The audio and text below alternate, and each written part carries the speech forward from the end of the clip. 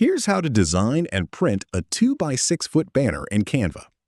Open Canva and click Create a Design, then select Custom Size. Change the units to inches and set the width to 72 inches and the height to 24 inches. This matches the exact proportions of a 2 by 6 foot banner. Click Open to start your design.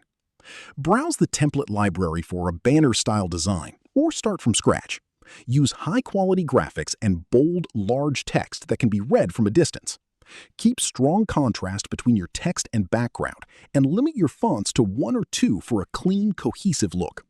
Keep all important text and logos at least 1 to 2 inches from every edge.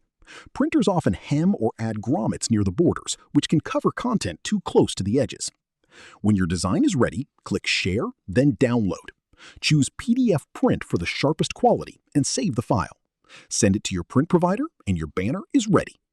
If this helped you out, hit that subscribe button for more straight-to-the-point tutorials on Step by Click.